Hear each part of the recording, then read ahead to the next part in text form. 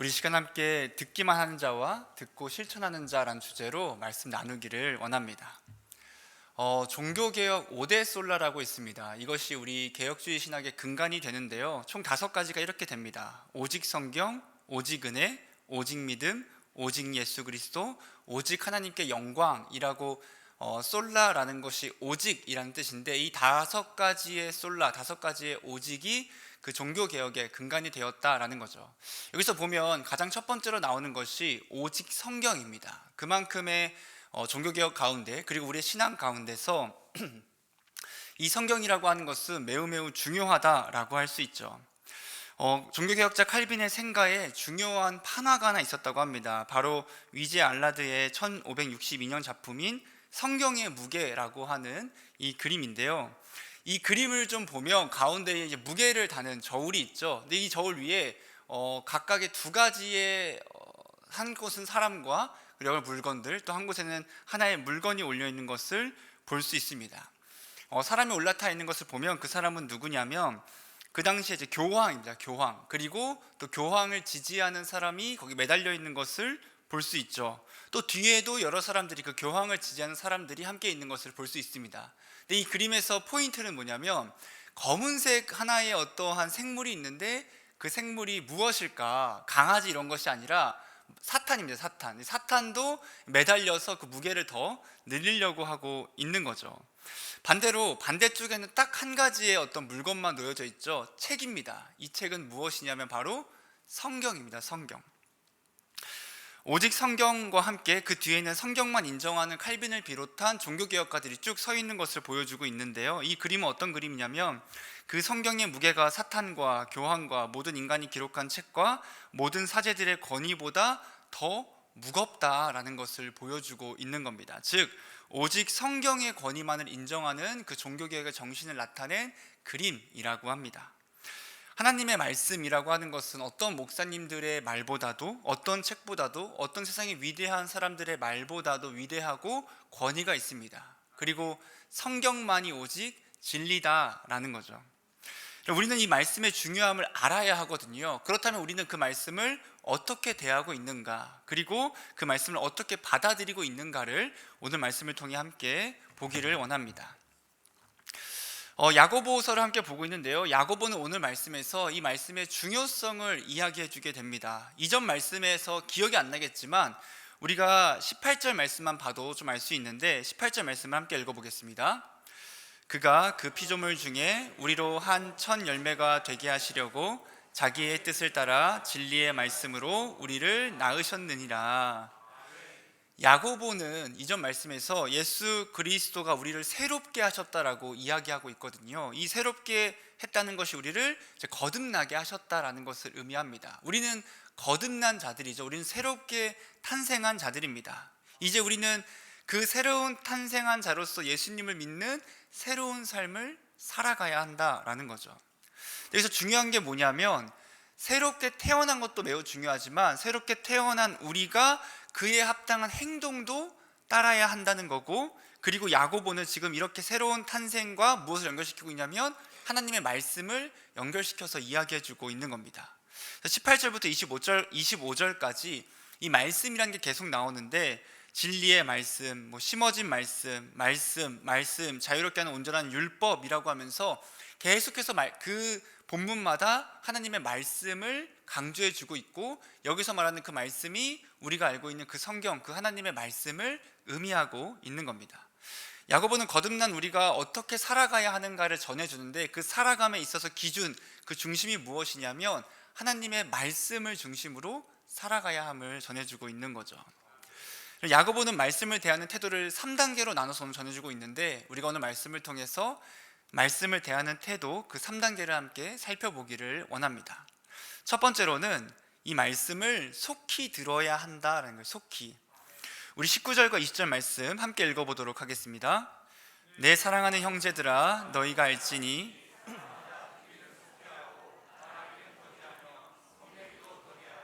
사람이 성내는 것이 하나님의 의를 이루지 못함이라.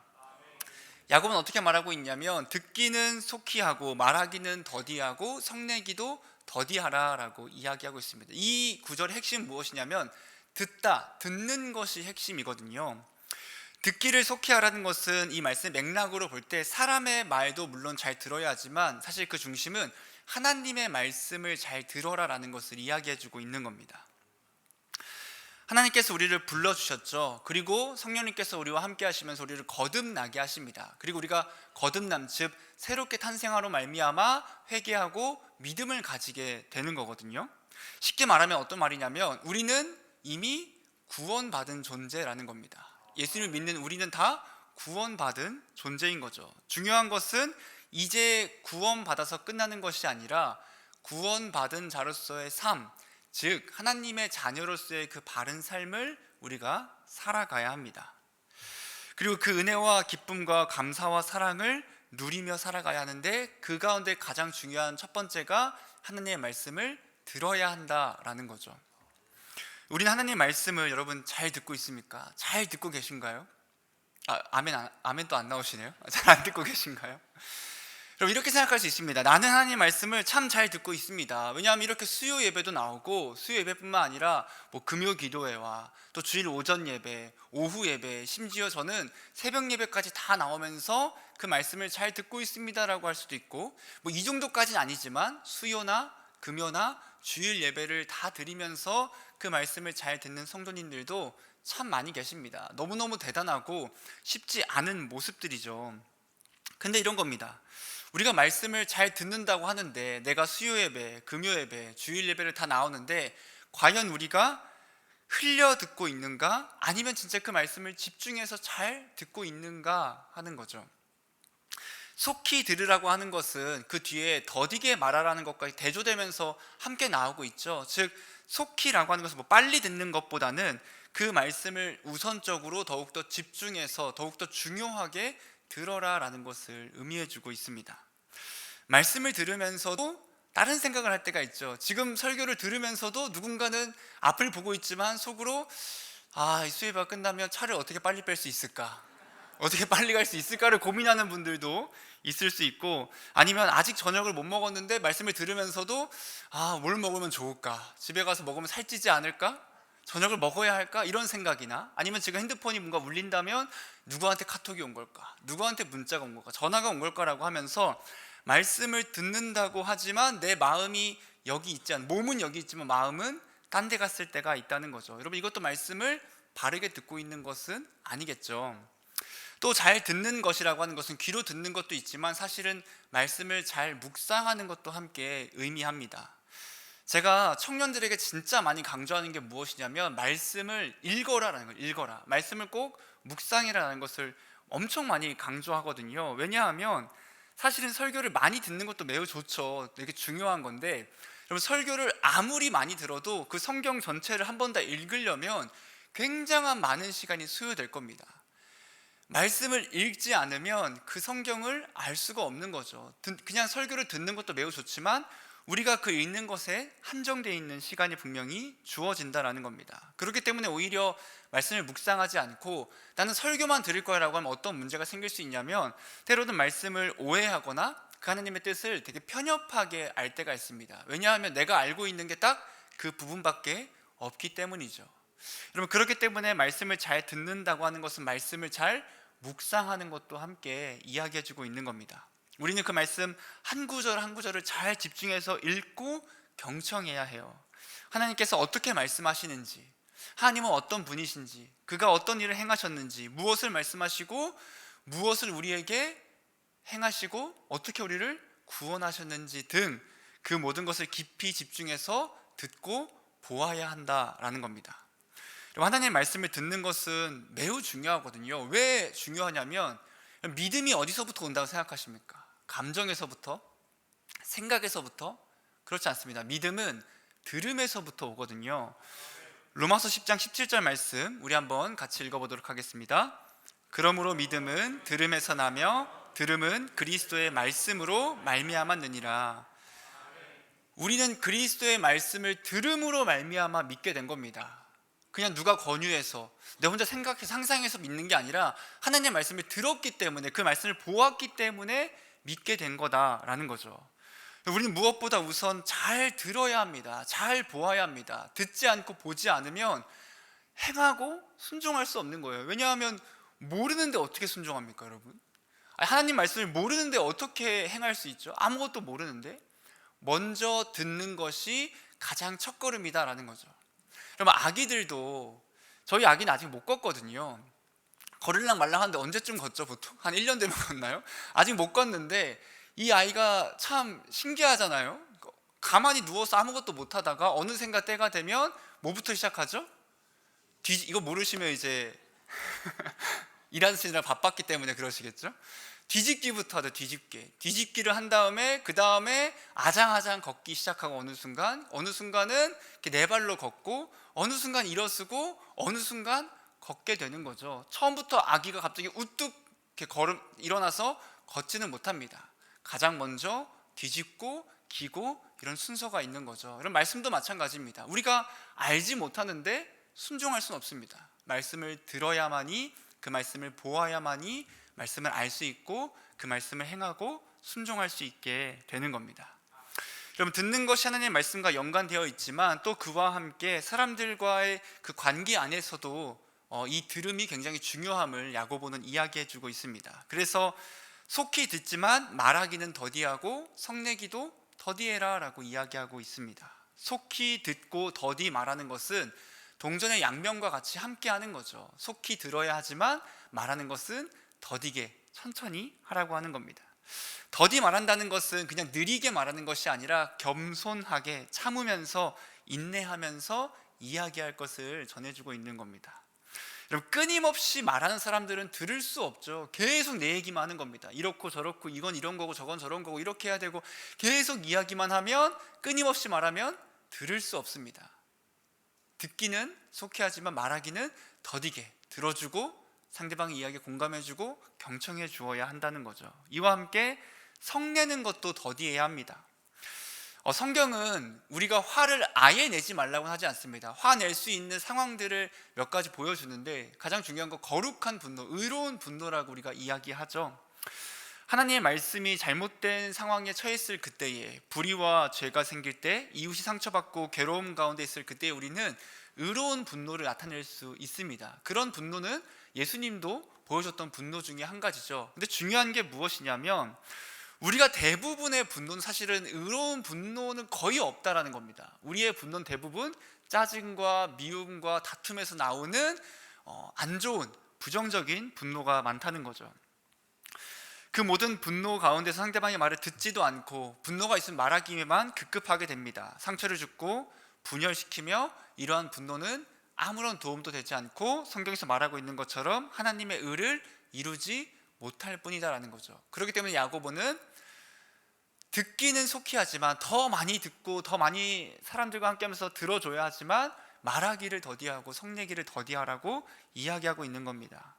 하나님의 말씀에 귀를 기울이는 사람은 하나님의 말씀에 귀를 기울인 것처럼 그 다른 사람들의 이야기도 귀를 기울여줘야 하고 그와 함께 내가 말하는 것은 더디하며 성내기를 더디할 줄 알아야 한다라는 거죠. 두 번째입니다. 두 번째 태도는 말씀을 받아야 한다라는 거예요. 받아야. 우리 21절 말씀 한 번 더 함께 읽어보도록 하겠습니다. 그러므로 모든 더러운 것과 넘치는 악을 내버리고 너희 영혼을 능히 구원할 바 마음에 심어진 말씀을 온유함으로 받으라. 우리 하나님의 말씀을 들어야 합니다. 근데 듣는 것으로 끝나는 것이 아니라, 듣기만 하고 멈추는 것이 아니라 그 말씀을 이제 받아들여야 한다라는 겁니다. 야고보는 말씀을 받는 것에 대해서 몇 가지 측면을 함께 이야기해주고 있는데, 우선은 말씀을 받기 위한 적절한 준비가 필요하다는 거예요. 어떤 준비가 필요하냐면 모든 더러운 것과 넘치는 악을 버리라, 내다 버려라 라고 이야기하고 있습니다. 그럼 말씀을 받을 때 가장 중요한 것은 그 말씀이 심겨지는 그 땅이 좋은 땅이어야 한다는 거죠. 이 좋은 땅에 말씀이 심겨져야만 아름답고 그 많은 열매를 맺을 수 있습니다. 이것을 예수님께서 말씀해 주셨죠. 예수님께서 씨 뿌리는 비유를 이야기해 주십니다. 그 땅 가운데에 네 가지의 땅에 씨가 뿌려지게 되는데 이런 땅들이 있습니다. 첫 번째로는 길가에 그 씨가 뿌려지게 되는데, 이 씨는 뿌려지자마자 길가기 때문에 새들이 와서 먹어버린다라고 하고, 두 번째는 흙이 깊지 않은 돌밭에 뿌려지게 되는데, 이 씨는 흙이 깊지 않아서 싹이 나오지만 해가 돋은 후에 타서 말라버리더라 라고 말씀해 주십니다. 세 번째로는 가시떨기 위에 떨어지는데, 이 씨는 가시가 기운을 자라서 그 기운을 막아서 성장하지 못하게 되더라 라고 하시고, 마지막 네 번째가 좋은 땅에 그 씨가 심겨질 때에 그 땅에서 그 씨가 100배로 60배로 30배로 아름다운 결실을 맺이더라 라고 말씀해 주시거든요. 이거를 제자들이 이해를 못해요. 예수님 이게 무슨 말씀이십니까? 라고 물어볼 때 예수님이 그 비유를 이야기해 주시게 됩니다. 이러한 말씀입니다. 이 씨라고 하는 것은 하나님의 말씀이고 그 밭은 우리의 마음이다 라고 이야기합니다. 그러면서 길가에 뿌려진 것은 마귀가 그 말씀을 빼앗아 간 것이다 라고 이야기하고, 돌밭에 뿌려진 것은 그 말씀을 듣자마자 기쁨으로 받지만 뿌리가 깊지 않아서 얼마 가지 않아 다 말라버리는 것, 그 말씀으로 말미암아 환난과 박해가 있을 그때에 넘어지고 포기하는 것을 말하는 거고, 가시떨기에 뿌려진 것은 말씀을 듣지만 세상의 염려와 재물의 유혹이 그 말씀을 막아서 결실하지 못하는 거다. 좋은 땅에 뿌려지는 것은 그 말씀을 듣고 깨닫는 자다라고 말씀해 주고 계십니다. 우리는 말씀을 듣고 여러분 그 말씀을 받아야 합니다. 그때 우리가 그 말씀을 받을 그때에 그 마음의 밭이 좋은 땅이어야 한다는 거죠. 어떻게 좋은 땅이 될 수 있는가? 오늘 말씀과 함께 보면 우리 안에 있는 더러움과 악을 모두 내다 버려라 라는 겁니다. 더러움과 악이라는 것은 하나님과 반대되는 것, 하나님을 어기는 것, 주님을 멀리하는 것, 우리의 수많은 죄악된 모습들과 그 죄악들을 버려야 한다는 거죠. 다 회개하고 내다 버려야 한다라는 겁니다. 그때에 우리에게 말씀이 그때 심겨지는 게 아니라 어떻게 말하고 있냐면, 이미 심겨진 말씀을 우리가 온유함으로 받아라 라고 이야기합니다. 그 더러움과 악들을 다 내다버리고 말씀 새로 심으라는 게 아니라 이미 심겨져 있는 그 말씀을 그때서야 비로소 온유함으로 받아라 라고 이야기하는 거죠. 온유함으로 받는다는 건 이런 겁니다. 반항 없이, 반론 없이, 논쟁할 것을 찾으려고 혈안이 되기보다는 겸손한 마음으로 그 말씀을 그대로 받아들여라 라는 겁니다. 담임 목사님이 주일에 이런 말씀을 하셨죠. 하나님은 옳은 일을 하시는 게 아니라 하나님이 하시는 것이 옳다라고 하셨습니다. 그럼 말씀도 마찬가지입니다. 말씀이라고 하는 것은 우리가 옳은 부분을 찾는 것이 아니라 하나님이 말씀하신 그 모든 것 자체가 다 옳은 것입니다. 우리가 해야 할 것은 무엇이냐면 거기서 좋은 것을 찾아내는 것이 아니라 그 말씀을 온유함으로 받아들이는 것이 우리가 해야 할 태도라는 거죠.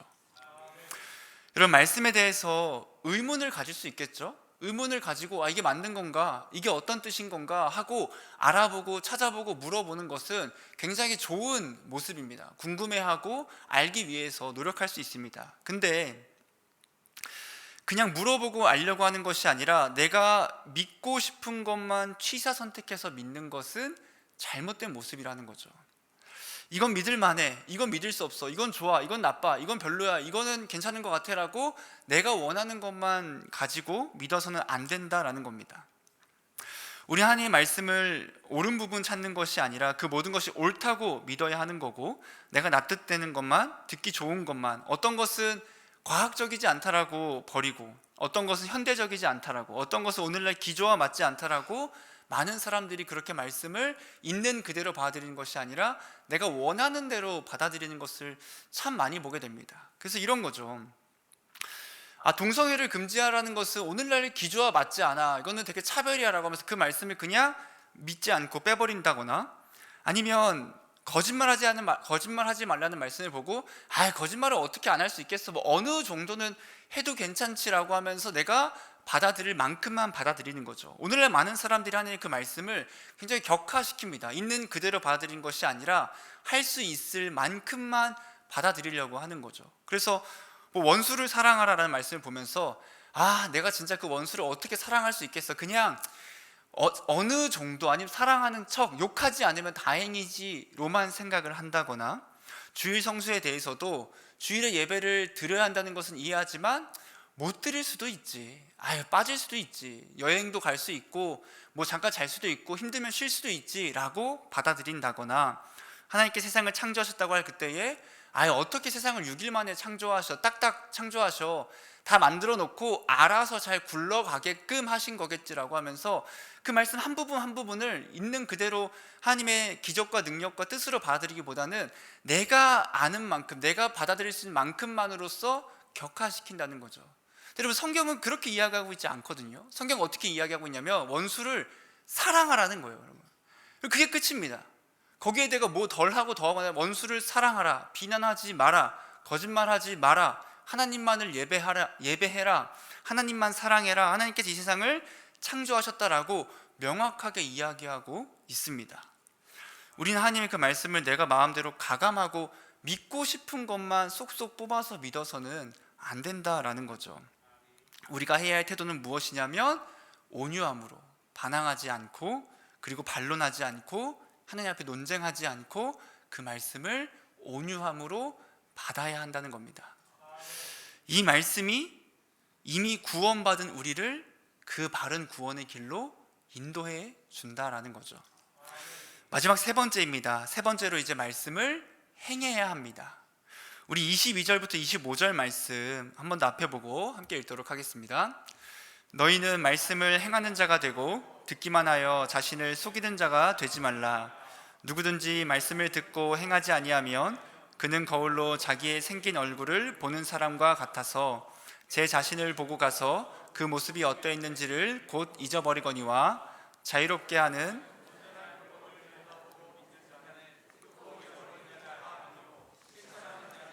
이 사람은 그 행하는 일에 복을 받으리라. 우리는 말씀을 듣죠. 듣고 그 말씀을 받아들여야 합니다. 근데 여기서 또 끝나는 것이 아니라 듣고 받아들이고 행해야 한다라는 겁니다. 여러분, 말씀을 듣기만 하는 자는 자신을 속이는 자라고 이야기하면서 야고보는 두 가지의 사람을 비유하거든요. 거울로 자기의 생긴 얼굴을 보는 사람과 자유롭게 하는 온전한 율법을 들여다보고 있는 자인데, 이 둘을 비교해 보면 이렇게 볼 수 있습니다. 둘 다 보고 같이 보지만 그 마지막이 다르거든요. 거울을 가진 사람과 온전한 말씀을 가진 신자 둘 다 보는 것에 집중합니다. 누구는 보고 누구는 안 보는 게 아니라 둘 다 집중해서 숙여서 진지하게 그 말씀을 응시한다는 거죠. 차이점은 무엇이냐면 그 마지막이 다르게 됩니다. 거울을 가진 사람은 보고 떠나서 잊어버립니다. 하지만 온전한 말씀을 가진 신자는 그 말씀을 보고 그 말씀을 실천한다라는 겁니다. 우리는 말씀을 듣고 받는 것을 보면서 나는 말씀을 잘 듣고 있어, 잘 받아들이고 있어 라고 생각할 수 있습니다. 목사님, 저는 오늘도 30분, 1시간 말씀을 묵상하고 왔습니다. 그리고 그 말씀을 다 기억하고 모두 받아들이고 있습니다. 저는 하루도 빠지지 않고 말씀을 읽으면서 심지어 예배도 잘 나와서 말씀을 잘 듣고 잘 받아들이고 있습니다라고 이야기할 수 있습니다. 여러분, 이 성도 정말 대단하겠죠. 목회자가 보기에 너무너무 사랑스럽고 너무너무 감사한 성도일 겁니다. 근데 야고보가 이러한 사람을 보면서 이렇게 이야기할 수 있습니다. 잘했습니다. 정말 잘했습니다. 그런데 왜 읽은 말씀을 실천하고 있지는 않습니까? 왜 순종하지 않습니까? 당신의 마음과 생각과 말과 행동을 말씀에 맞춰서 변화시키려고 노력하고 있습니까? 하나님의 말씀대로 살아가려고 이 세상에서 몸부림치고 있습니까? 라고 물어볼 수 있는 겁니다. 우린 때로는 그 말씀을 읽는 나 자신이 너무 도취되어 있을 때가 있어요. 그거에 대해 이제 자만하는 거죠. 나 말씀 잘 읽어, 나 하루에 1시간씩, 하루에 30번씩 성경 10독, 100독씩 했다라고 하면서 말씀을 읽는 것 자체에 굉장히 자부심을 느끼고 있습니다. 그런데 이런 거죠. 그래서 뭐? 들은 뒤에 나는 무엇을 하고 있나 하는 겁니다. 말씀 100독, 200독, 1000독 하는 거 너무너무 대단하고 저는 감히 따라할 수도 없는데 그래서 뭐? 이런 겁니다. 행하지 않으면, 그 말씀이 삶에서 나오지 않으면, 말씀을 100독, 200독 했음에도 불구하고 내가 변하지 않았다면, 여전히 분노가 가득 차고 여전히 남을 욕하고 비난하고 상처를 주고 하나님을 사랑하기보다 세상을 사랑하고 있다면, 여러분, 그게 과연 올바른 믿음인가 하는 겁니다. 여러분, 성경을 베스트셀러 책을 읽듯이, 좋은 글귀를 읽듯이 그냥 읽고만 읽는 것은 아닌가. 우리는 말씀을 듣기만 하는 자가 되어서는 안 된다는 겁니다. 거울을 가진 자처럼 거울이 있네? 보고 그렇구나 하고 잊어버리고 떠나버리는 자가 되는 것이 아니라 이 말씀을 실천하는 자가 되어야 합니다. 그 말씀을 보고 말씀을 듣고 받아들이고 그 말씀이 진리이기 때문에 그 말씀을 행하는 삶을 살아가야 하는 거죠. 사복음서에 보면 예수님께서 우리에게 말씀을 행함에 대해서 계속 말씀해 주시거든요. 그러면서 열매로 알리라라는 말씀, 열매로 그들을 알리라라는 거죠. 마태복음 7장 16절 18절 말씀에 이렇게 이야기합니다.